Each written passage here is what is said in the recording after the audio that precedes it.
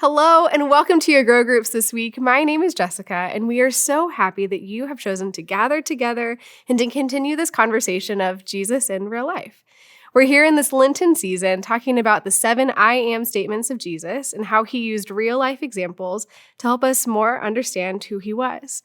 You'll notice if you've come through this series and as you continue, some of these questions are similar week to week as we're learning new practices of how we ask questions that change the way that we reflect on things, and maybe even how we're seeing things ahead. So feel free to take time in your group and talk about that experience this week. I am joined by Mandy. Hi. How are you doing today? I'm good. How are you? So good. I'm so glad that you joined us today. Yeah. Yes. So we're talking about Jesus as the door or the gate this week.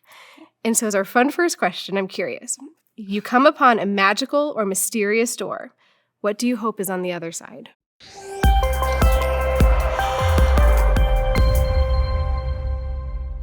I hope that there's some place, wherever it's taking me, I hope it's sunny and warm.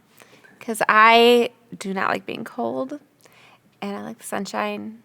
Maybe throw in a couple mountains. I don't know.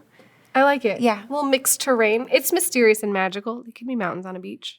Sure. Comfortably. Yeah, absolutely. Warm with snow. Ooh. A little bit of both. I could do without snow. Oh, you can, okay. Yeah. Just green. Green would be better. I love it. I saw this video on Facebook. I think it was an ad, I'm sure, of a woman in this hot tub pool, but this forest around her. Ooh. And I thought that's it. But really I went green. I went rest. Yeah. And it's warm there. I know. If you're in a hot tub. Yeah, I don't know how my curls would feel about the humidity of a rainforest. Well, if you're in a magical place, it doesn't matter. It's comfortable humidity. Absolutely. I love it. Yay, so as we have this conversation, as we enter into it first, I'm curious as our foundation, what do you first think when you hear that Jesus is the gate?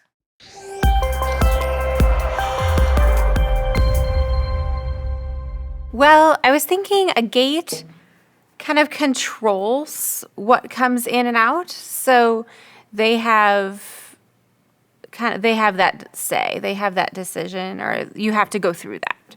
So, if it's not going to be something that's safe or good, then the gate can keep them out. So yeah, I think, and you have to make the decision to go through the gate.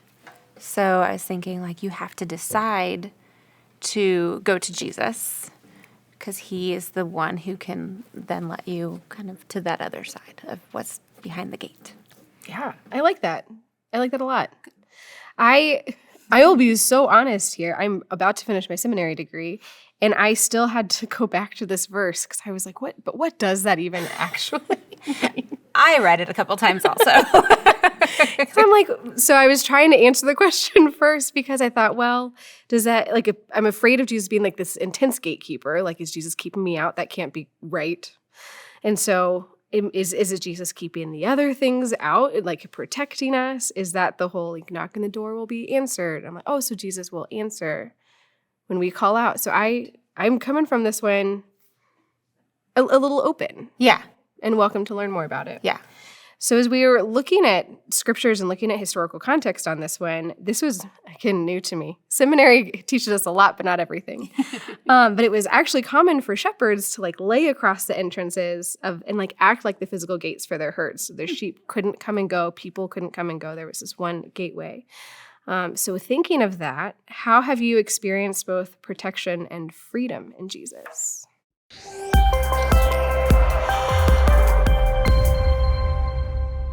Well, I think sometimes protection, I think there's times that I don't even know I'm being protected. That Jesus, as kind of that gatekeeper or the gate, I think there are times when he's probably kept things from me that I'm not even aware of. And so that, I don't know, that kind of is a lot for me to wrap my mind around a little bit, all the things that could happen that I don't know about or could be coming at me that he's protecting me from. So the biggest thought I had on that was just how many times does that happen that I don't even know? Right. And it's such a reminder of the gratitude of that, of how have I been shielded, and how can I be so grateful? And how does that remind me to be strong and still grateful in the presence of the struggles we do receive? Right, and not take it for granted. Not just assume if I am being protected from unknown things or known things, that it's just how it happens, that I know that that's God deliberately or Jesus deliberately acting on my behalf Yeah. and protecting me. So, That's so powerful. I've kind of found this practice. I found it on TikTok, but I've really embraced this practice of thinking like my home. Every time I leave, I think my home, and I try to think of at least 2 specific things. So if it's snowing, I'm like, thank you for keeping us warm and keeping us dry. And so I'm wondering if that's even then a spiritual practice. Thank you, Jesus, for the things I don't even know about. I think so. I think it's something for us to think about, to be aware that there are times we don't know. And so we can obviously be grateful for the things we do know, the times he's protected us, whether it's, hey, this car almost ran into me and it didn't, or, some things that are real obvious, or the things that we don't know about. But I know he's constantly working on our behalf, so I should be thanking him for that. Absolutely. And then the reverse of that is, now that we've got this really cool protection, when we remember we have this cool protection, we have this freedom to run and to play, and we get to share life with people, and we get this freedom to share Jesus with people and invite them into this. Well, if you think about, the sheep, from your illustration with the shepherd laying across the gate to protect the sheep aren't worried about what could be coming to get them or what could hurt them. They can just be sheep. They can eat. I'm assuming at least the lambs probably play. They just do their things, and they don't have to worry about what's coming at them. And I think it's a good example for us. We can live the life that God intends us to live without the fear, because he's at the gate keeping us safe. Yeah. I love that. So We get to just be people. we do. You get to just be Mandy. I get to know. just be Jessica. And we get to do as God has called us to do. Yeah, What a freedom. it is. There's a lot of freedom in that. I love that. Well then, so this week, as we want to carry this practically into our lives, I'm curious, how can you remember Jesus as you pass through entrances or doorways?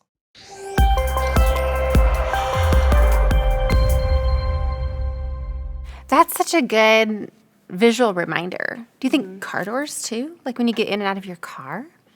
They protect us against a lot. They do. The Jeeps with no doors freak me out. Yeah, I couldn't do that either. So, no. But yeah, it is such a good visual reminder, and I don't think of that. I just walk where I'm going and don't pay a lot of attention to what's going on around me. But maybe just asking God to help me remember, to remind me as I'm going through these doorways of that example and what he said. So.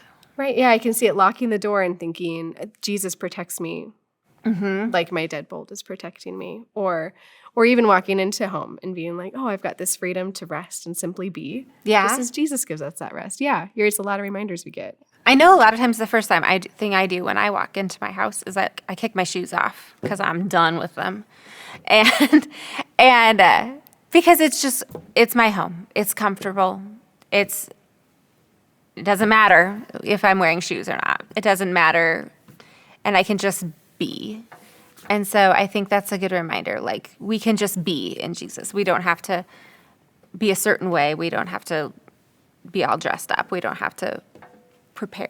We can just be there. And so that is a good example. Yeah. Oh my gosh, thank you for all of your insights today, Mandy. Yeah. So Thanks wonderful. for having me. Yes. Thank you all for gathering together in your groups this week. Continue to pray for one another. Continue to keep your eyes open for the beautiful mysteries here in the season of Lent as we look for Jesus in real life. We'll see you next week.